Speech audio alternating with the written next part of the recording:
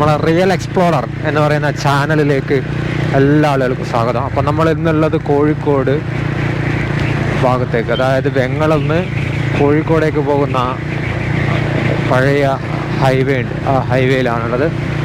അപ്പോൾ ഇവിടെയുള്ള പുതിയ കാഴ്ചകൾ.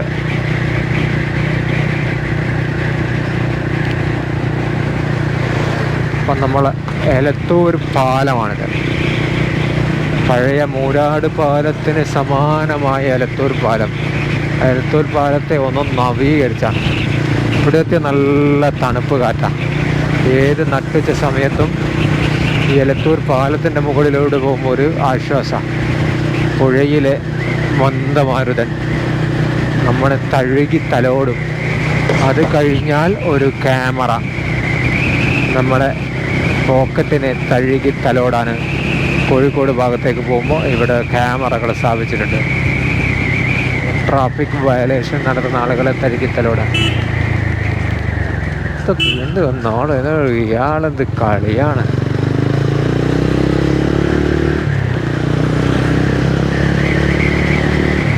ഇതൊക്കെ റീതാറിങ്, ഫുൾ താറിങ് ചെയ്താട്ടോ.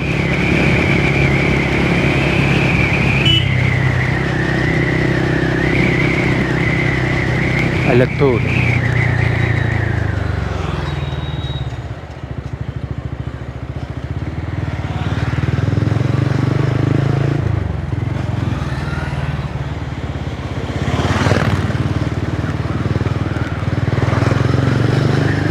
നമ്മൾ ഇന്ത്യൻ ഓയിലൊക്കെ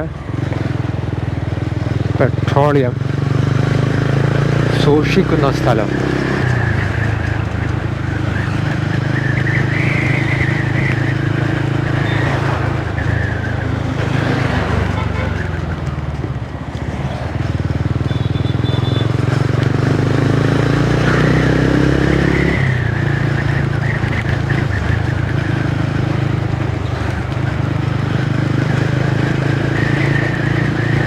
സമയം 12 മണി. August 6 video. Elathur police station.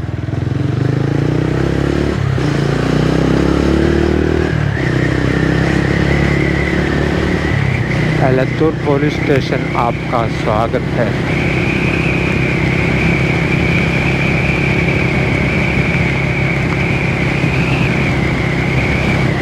ഇത് റെയിൽവേ സ്റ്റേഷൻ അല്ല,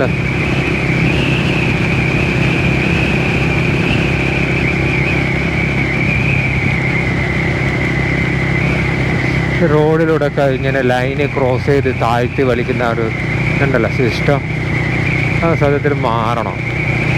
കംപ്ലീറ്റ് ലൈനായിരിക്കും, കാണാൻ മഹാവൃത്തിയുടെ.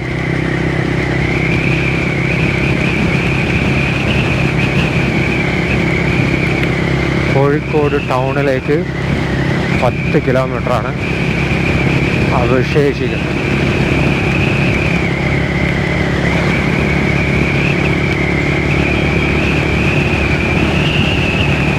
ബൈപ്പാസ് ഉള്ളതുകൊണ്ട് നമ്മളെ ഈ റോഡ് വിജനാണ്, കാലിയാണ്, പലപ്പോഴും ഫ്രീ ആണ്.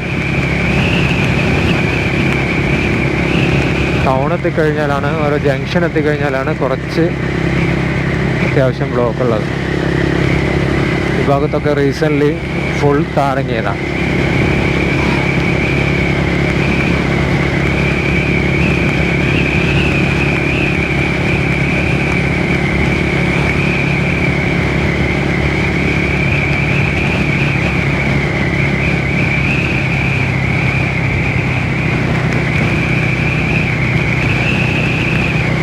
ആഹാ, മരങ്ങളുള്ളപ്പോൾ എന്ത് തണുപ്പാണെന്നറിയാം. നമ്മൾ ഹൈവേയിൽ മരങ്ങളൊക്കെ മുറിച്ചുകൊണ്ട് ഭയങ്കര ചൂടാണ്. ഈ ഹൈവേയിലൂടെ സഞ്ചരിക്കുമ്പോൾ തണലൊക്കെ ഉണ്ടാകുമ്പോൾ ഒരു തണുപ്പാണ്. ഇതിൽ നമ്മൾ ഹൈവേയിലെ മരങ്ങൾ വെച്ച് മുറിച്ചപ്പോൾ, പുതിയ 6 വരിപ്പാതയിൽ മരങ്ങൾ വെച്ച് മുറിച്ചപ്പോൾ പുതിയ മരങ്ങൾ നടാനുള്ള പ്രൊജക്റ്റൊക്കെ ഉണ്ട്. പകരം മരങ്ങൾ നടണം എന്നതാണ് നിയമം. അത് പലയിടത്തുമായിട്ട്, പക്ഷെ അതൊക്കെ എത്രത്തോളം പ്രാവർത്തികമായിട്ടുണ്ടെന്ന് നമ്മൾ അന്വേഷിച്ചാൽ മനസ്സിലാവും. അപ്പം നമ്മൾ ഉൾനാടൻ ജലപാത അതിൻ്റെ ഈ സൈഡിലൊക്കെ മരങ്ങൾ നട്ടുപിടിപ്പിക്കണം എന്നൊക്കെയാണ് ഹൈവേയിൽ നഷ്ടപ്പെട്ട മരങ്ങൾക്ക് പകരം ആ ഒരു ജലപാതയിലൊക്കെ മരങ്ങൾ നട്ടുപിടിപ്പിക്കാനാണ് സർക്കാരിൻ്റെ പദ്ധതികൾ, നിയമങ്ങൾ. പക്ഷെ അതൊന്നും ഇവിടെ പ്രാവർത്തികമായിട്ടില്ല.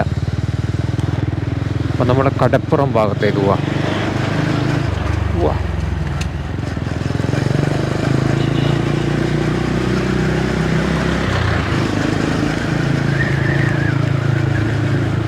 കടാപ്പുറം പണ്ട് ഇവിടെയൊക്കെ ഓർമ്മ ഉണ്ടോ?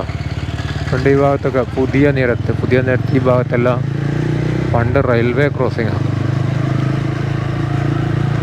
റെയിലൊക്കെ ഇങ്ങനെ താണ്ടിന്ന് പണ്ട് ഓർക്കുന്നുണ്ടോയെന്നറിയില്ല. പണ്ട് കോഴിക്കോടൊക്കെ പോകുമ്പോൾ 4-5 ഗേറ്റ് കഴിയണം. അന്നും 2-3 മണിക്കൂറൊക്കെ വേണം കോഴിക്കോട് എത്തണമെങ്കിൽ. ഇന്നിപ്പോൾ റോഡിൻ്റെ അവസ്ഥ മോശമായതുകൊണ്ട് മംഗളം കൊയിലാണ്ടി ഭാഗത്ത് ട്രാഫിക് ബ്ലോക്ക് ഉണ്ടെങ്കിൽ ആ പോലെ സമയത്തേക്ക് വേണ്ടിയിട്ടാണ്. അല്ലാത്ത പക്ഷം 1 മണിക്കൂറൊക്കെ. അപ്പോൾ അന്ന് ഓരോ ഗേറ്റ്, തിക്കോടിയിലൊരു ഗേറ്റ്, നന്ദിയിലൊരു ഗേറ്റ്, അങ്ങനെ പലയിടത്തും ഗേറ്റ് കൊയിലാണ്ടി കഴിഞ്ഞ പാട് ഗേറ്റ്, അത് കഴിഞ്ഞ് ഈ ഭാഗത്ത് ഗേറ്റ്, പിന്നെ 3-4 ഗേറ്റ് ഉണ്ടായിരുന്നൊരു സമയമുണ്ട്.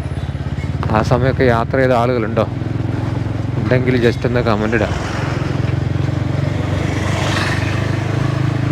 അത്രയും ഗേറ്റുകളുണ്ട ഒരു സമയം ഉണ്ടായിരുന്നു. അതിൽ നിന്നാണ് പിന്നീട് ബൈപ്പാസ് എന്നുള്ള രീതിയിൽ റെയിൽവേ ക്രോസിംഗ് ബ്രിഡ്ജുകൾ വന്നത്. അതിനുശേഷമാണിപ്പോൾ 6 വരിപ്പാത എന്നുള്ള രീതിയിൽ മറ്റൊരു വികസന പദ്ധതി.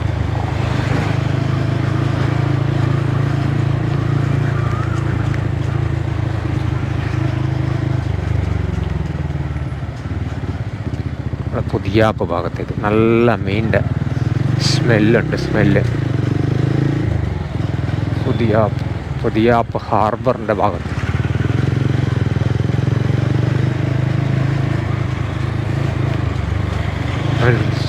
തുറമുഖം. നമ്മളെ ചോമ്പാൽ ഹാർബർ പോലെ ഒരു വലിയ ഹാർബറാണ് പുതിയാപ്പ് ഹാർബർ.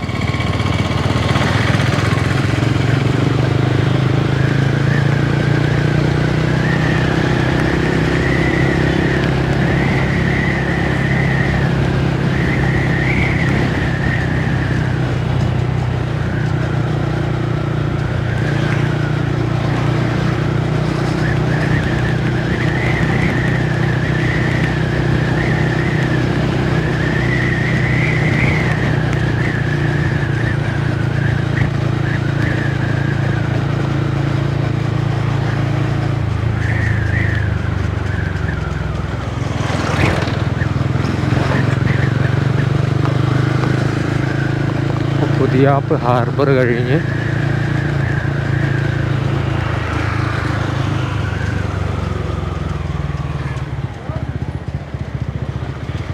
ഇവിടെ ഒരു ഉത്സവം നടക്കാറുണ്ടല്ലോ. ഏത് ക്ഷേത്രത്തിലെ അറിയുന്ന ആളുകൾ ജസ്റ്റ് ഒന്ന് കമൻ്റ് ഇടാം. പുതിയറ എത്തി നമ്മൾ പുതിയാപ്പ് പുതിയറ പുതിയ അറ എന്നായിരിക്കും ഉദ്ദേശിച്ചത്.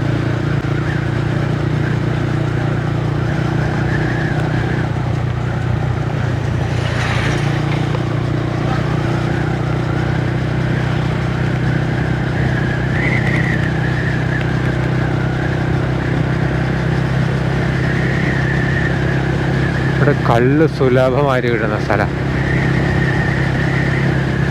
കള്ളിൻ്റെ സ്മെല്ലും. എടക്കൽ, അത് കഴിഞ്ഞ് എടക്കൽ.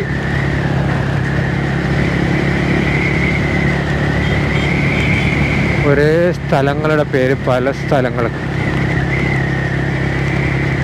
വയനാട് എടക്കലുണ്ട്.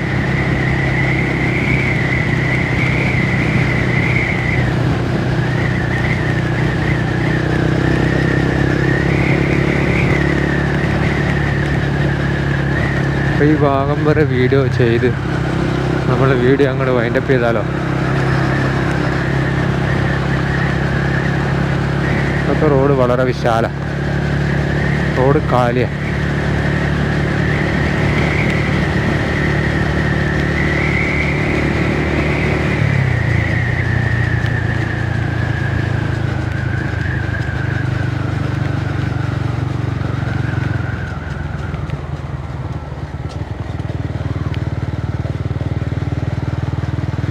ഒരുപാട് ഐസ് ഫാക്ടറികളുണ്ട്. നമ്മളെ ഒരു മത്സ്യത്തൊഴിലാളികൾ മത്സ്യബന്ധനം നടക്കുന്നത് കൊണ്ട്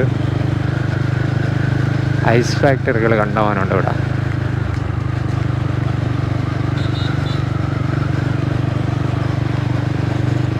ഡിവേർട്ട് നമ്മൾ പുല്ല് പിടിച്ചൊക്കെ കംപ്ലീറ്റ് ചെത്തി വൃത്തിയാക്കിയിട്ടുണ്ടല്ലോ.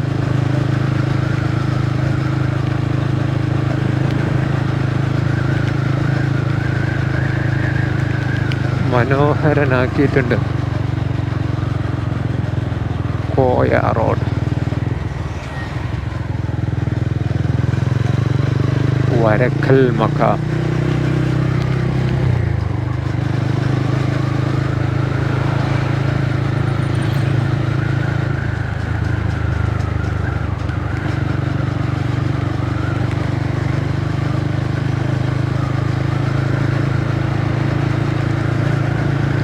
ഇവിടെയൊക്കെ ക്ലീൻ ചെയ്തോണ്ട് കേട്ടോ.